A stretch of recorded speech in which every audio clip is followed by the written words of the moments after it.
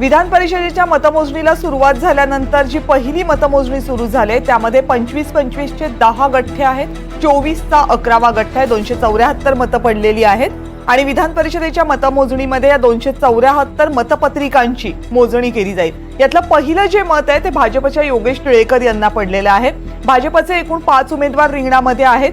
आत्ताची महत्त्वाची अपडेट 274 मतं कशी मोजली जाणार आहेत तर 25-25 च्या मतपत्रिकांचे 10 गठ्ठे करण्यात आलेले आहेत आणि 24 मतपत्रिकांचा एक गठ्ठा आहे, अशी ही 274 मतं आहेत आणि पहिलं मत भाजपच्या योगेश टिळेकरांना आहे। रौनक कुकडे आपले प्रतिनिधी आहेत आता आपल्याकडे आणखीन माहिती पोहोचवण्यासाठी। रौनक, कविता, आज जी मतमोजणीला सुरुवात माहिती दिली की 25-25 चे 10 गठ्ठे करण्यात आले आणि 24 मतांचा एक गठ्ठा करण्यात आलेला पहिला मत जो व्हॅलिड मत आहे योगेश टिळेकरला मिळालेला आहे आणि आत्ताची माहिती उपलब्ध झाली आहे त्यानुसार मिलिंद नार्वेकर यांना 2 मतं मिळाली जी व्हॅलिड आहे। त्याचसोबत जर आपण बघितलं तर कृपाल तुमाले यांना देखील एक मत त्यांचं व्हॅलिड इथे पाहायला मिळत आहे। भावना गवळी यांना 4 मते मिळालेली आहेत, ती पण व्हॅलिड आहे। एकंदरीत व्हॅलिड किती वोट आहेत त्यानंतर कोटा ठरवला जाईल, पण जर एखादा मत इनव्हॅलिड असेल तर कदाचित कोटा जो आहे तो आतापर्यंत जो कोटा निश्चित करण्यात आलेला आहे तो 23 मतांचा कोटा आहे। म्हणजे जर एखाद्या व्यक्तीला एखाद्या उमेदवाराला 23 मतं मिळाली तर तो निवडणूक जिंकेल, ज्याला पहिले 23 मतं मिळतील तो निवडणूक जिंकेल। मात्र एखाद्याचं मत जर व्हॅलिड नसेल तर हा कोटा जो आहे तो कमी देखील होऊ शकतो, अशा स्वरूपाची माहिती जी आहे ती सभागृहाच्या आतमध्ये देण्यात आलेली आहे, जिथे काउंटिंग सुरू आहे। आणि मुख्यतः जर आपण बघितलं तर ही निवडणूक फार अतितटीची होईल। आता जी माहिती उपलब्ध झाली आहे ती मी तुम्हाला सांगतो की शिवाजीराव गजे यांचे 2 वोट व्हॅलिड आहे, कृपाल तुमाने यांचे 3 वोट व्हॅलिड आहे, प्रज्ञा सातव यांना मिळालेले 5 मतं सध्या व्हॅलिड आहे, मिलिंद नार्वेकर यांना 6 मतं त्यांचे व्हॅलिड ठरवण्यात आलेले आहे। त्याचसोबत जयंत पाटील शेकापचे ज्यांना शरद पवार यांच्या पक्षांनी समर्थन दिलेलं आहे त्यांचा 1 वोट व्हॅलिड जे आहे ते आता दाखवण्यात आलेले आहे। कविता, आतापर्यंत एकूण किती मतं मोजून झालेली आहेत पहिल्या पसंतीची, या संदर्भातली टोटल आकडेवारी काही हाती आली आहे का?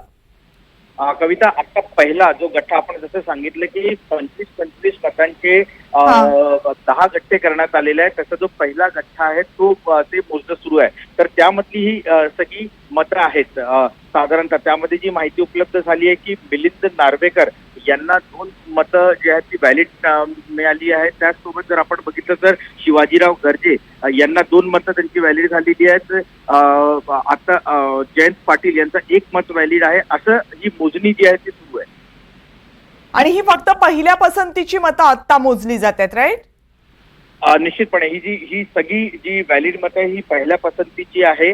सगळ्यात जास्त ज्या उमेदवाराचा कोटा असेल, म्हणजे आपण जर बघितलं तर यामध्ये प्रिफरन्शियल वोटिंग नंतर मोजली जाते, पहिला सगळ्यात जास्त कोणाला कोटा मिळाला आहे 25 गठ्ठे मोजल्यानंतर ते समजू शकेल की सगळ्यात जास्त कोटा कोणाला मिळाला, म्हणजे सगळ्यात जास्त मत कोणाला मिळाले आणि मग ज्या उमेदवाराला सगळ्यात जास्त मत मिळाले असतील त्यांच्या सेकंड प्रिफरन्सच्या उमेदवाराला ते सगळे मतं ट्रान्सफर होतील। आपण मागच्या 2022च्या निवडणुकीमध्ये देखील बघितलं होतं, राज्यसभाची जी निवडणूक होती आणि 2022 मध्ये जी विधान परिषदेची निवडणूक झाली होती ज्यामध्ये प्रसाद लाड हे विजयी झाले होते, त्यांच्याकडे एकही मत नव्हतं। मात्र त्यावेळेस भाजपने आपला कोटा 48 मतांचा ठेवला होता आणि त्याच्यामुळे त्यांना मतं ट्रान्सफर झाली आणि ते निवडून आले होते। आणि अशा स्वरूपाची रणनीती वेगवेगळ्या पक्षांनी आखलेली आहे। जी माहिती उपलब्ध झाली आहे की सगळ्यात जास्त कोटा यावेळेस काँग्रेस पक्षांनी प्रज्ञा सातवसाठी ठेवले, कारण त्यांच्याकडे ऍक्सिस मतं बऱ्यापैकी होती। आणि जर असं झालं असेल तर त्यांचे सेकंड प्रिफरन्शियल वोट कोणाला, मिलिंद नार्वेकरला आहे की शेकापचे जयंत पाटीलला, हे बघणं महत्त्वाचं असणार आहे।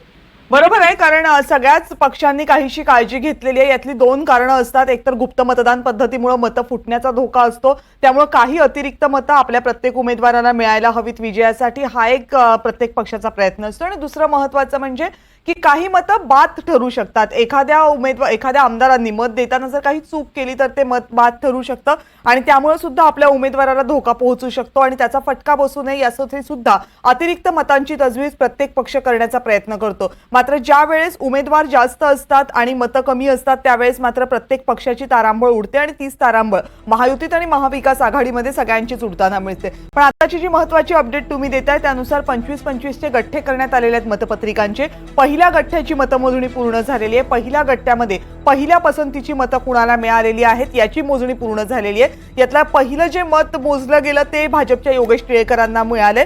आता यानंतर बाकीच्या अजून 10 गठ्ठ्यांची मतमोजणी पूर्ण होईल आणि त्यानंतरच पहिल्या पसंतीच्या मतांचा आकडा विचारात घेता कोणकोणते उमेदवार निवडून येतात याची आकडेवारी आपल्यासमोर असेल. पण रौनक, साधारण किती वेळ लागू शकतो या संपूर्ण प्रक्रियेला? साधारणतः कविता, जो मागचा एक्सपिरियन्स आपण जर बघितलं यावेळेस तर फार ऑब्जेक्शन घेण्यात आलेले नाहीये. तर साधारणतः या प्रिफरेन्शियल वोटिंग जर थर्ड फेज पर्यंत प्रिफरेन्शियल वोटिंगची काउंटिंग जर सुरू झाली तर मात्र 9-9:30 पर्यंत निकाल जो आहे तो हाती यायला सुरुवात होईल, अशा पद्धतीची माहिती जी आहे ती अनेक जे वरिष्ठ आमदार त्यांच्याकडनं देण्यात आली होती. तर आपल्याला बघावं लागेल, कारण हे 25 जे गठ्ठे बनवण्यात आलेले आहेत, एक एक व्हॅलिड वोट एक एक जे पोलिंग एजंट आहेत त्यांना दाखवलं जात आहे आणि वेगवेगळे स्कॅटर्ड पद्धतीने सगळे बसलेले आहेत. त्याचसोबत जे उमेदवार आहेत ते देखील बसलेले आहेत, त्यांना देखील हे प्रत्येक व्हॅलिड मत जे आहे ते दाखवण्यात येते. त्यामुळे ही प्रोसेस जी आहे थोडी लांब आहे. एकदा व्हॅलिड मतांची संख्या समजल्यानंतर मग ऍक्च्युअल काउंटिंग जी आहे ती सुरू होईल आणि ती काउंटिंग सुरू झाल्यानंतर सगळ्यात जास्त कोणाला कोटा मिळालेला आहे त्याचा कोटा कोणाला ट्रान्सफर करायचा या संदर्भातला निर्णय घेतला जाईल आणि मग प्रिफरेन्शियल वोटिंगला सुरुवात होईल. तर साधारणतः 9:30-10 पर्यंत आपल्याला संपूर्ण निकाल जो आहे तो हाती येईल, अशा स्वरूपाची माहिती जी आहे ती उपलब्ध होते. धन्यवाद रौनक, तुम्ही दिलेल्या सगळ्या सविस्तर माहितीबद्दल. तर प्रज्ञा सातव यांना पहिल्या पसंतीची 10 मतं मिळालेली आहेत. यानंतरच्या आणखीन अपडेटसाठी अभिषेक मुठा यांच्याकडे जाऊयात. अभिषेक,